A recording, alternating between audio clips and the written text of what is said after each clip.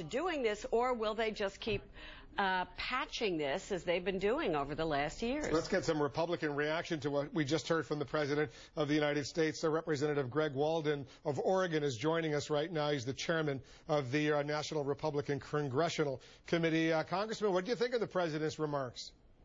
Well, I thought it's very intriguing in that his budget really lays out kind of a shocking attack on seniors, if you will.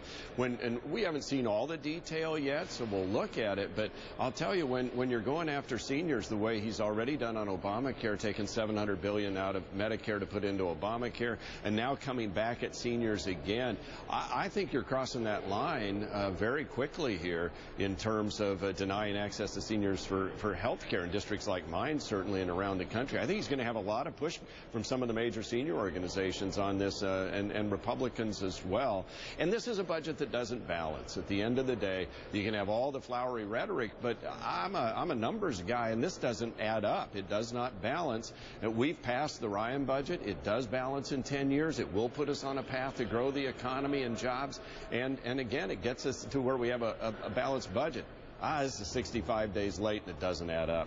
Well, let's talk about these proposed changes that the President is putting forward when it comes to Social Security and Medicare, the shocking proposals that you say the President is putting forward that could affect seniors. What's so shocking about changing that CPI, that Consumer Price Index, the way that you would determine how much inflation would go ahead with increases for Social Security recipients, for example? Well, once again, you're trying to balance this budget on the backs of seniors, and I just think it's not the right way to go. And I think it violates... Doesn't Paul Ryan's budget have major changes as far as Social Security and Medicare are concerned as well? Look, it doesn't do, yes, but it doesn't do that. And so I just think there's some, you know, it's all about when you get to the specifics. And what does that really mean down on the ground? You know, the President just said that his proposals will reduce the cost of health care. Where did we hear that before? We heard that premiums for a family for health insurance would go down $2,500 if his plan was adopted, and we now see them going up $2,000 in my state to $3,000. So you got to cut through the rhetoric, Wolf, which of course you all and your team will do, and get into the real facts and figures, and so will we. But I don't see this budget as either on time, adding up, balancing, and further, I think it really does go right at seniors in a way they're going to be shocked coming out of this administration.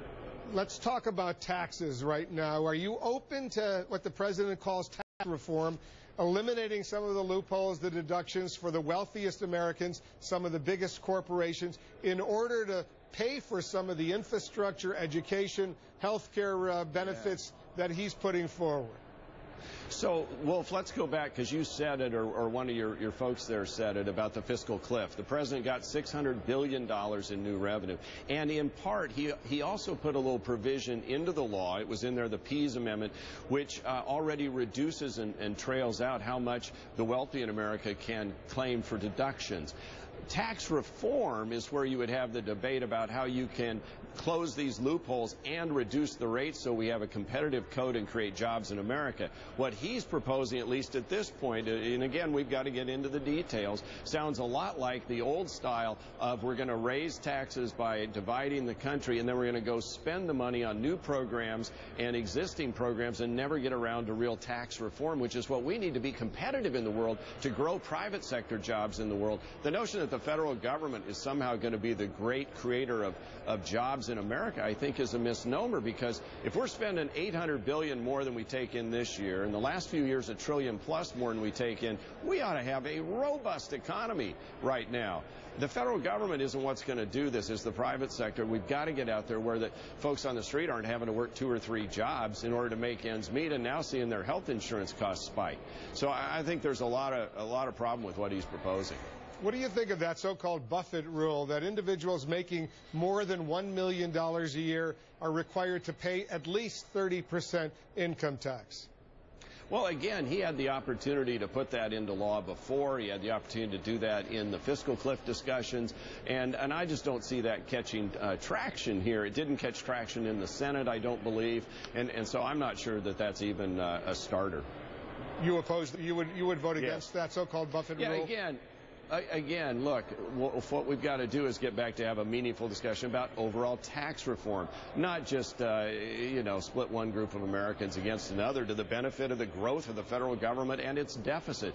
This does not put us on a path toward reducing America's deficit in a meaningful way, and we need to have those serious discussions. It's called the Buffett Rule because Warren Buffett himself came up with this notion. Warren Buffett, one of the richest people in the world, saying, right. If he pays 15% of his income, which is a lot to the federal government, 15%, right. That is a lot less, and that's legal, from his investments and his earned income right. or whatever. That's if his secretary is paying 28 or 30%.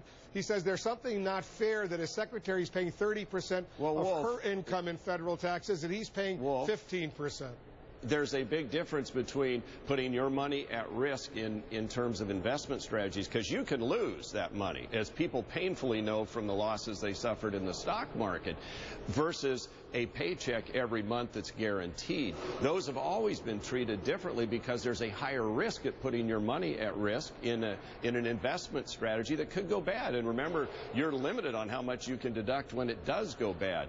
So, these are apples and orange comparisons, except when it gets spun out there at 30,000 feet in the political world. But they're meaningful differences in the tax code, because we want to incent people to take their wealth, and he has giant wealth, and invest it in the private sector to grow companies and jobs. But you could lose that as well. He's had good years and he's had bad years. His secretary probably has been paid each month, and that's a good thing. He should pay her more. I'm all for that. But you do that because you have companies that are successful and they make money going forward, not because you're suddenly giving the federal government more of your money. And I think that's the confusion here. Building up a bigger, more costly federal government puts a burden of debt on the next generation that's unconscionable, and it suppresses our economy. And that's one final question, Congressman, yes, before I let you go. So now there's a House budget, there's a Senate budget. The president has come up with his proposals today. There is a deadline of sorts, I suspect, at the end of July, early August, when the government's going to have to raise the nation's debt ceiling once again. Are you in favor of raising the debt ceiling, even if there's no so-called grand bargain budget agreement between the House, the Senate, and the president? I would hope we wouldn't get to where that's the only choice on the table. I've supported increasing the debt ceiling when there's been offsetting reductions in spending, because I think at some point here, and we've reached that point, you can't keep borrowing 42 cents of every dollar, sending the next generation the bill. And so we've dealt with the debt ceiling. We'll deal with it again, but it's going to be in the context of overall more broad discussions about how we achieve savings going forward. I think that will be a sort of deadline looking forward. Let's hope everybody can come up with some sort of acceptable compromise. Exactly. It would be bad news for U.S. creditworthiness around the world, bad news for American workers, bad news for exports, bad news for the U.S. economy if we once again had to go through that drama of having to see if the nation's debt ceiling is going to be increased. I couldn't agree more with you, Wolf, and that's certainly not what we're proposing as Republicans. And in fact, we already extended the debt ceiling a couple of times here. But we've also said it's not a good thing for the country and our jobs and our exports and our economy when you got the printing press on jet fuel at the Federal Reserve kicking out $85 billion a month in phony money, in effect, and ballooning our debt out at over $1 trillion a year. That's not good either. So somewhere in here, there's common ground to solve this problem. Let's hope that common ground can be found. Representative Greg Walden of Oregon, thanks very much for coming in. Bet. All right, so we just heard the president.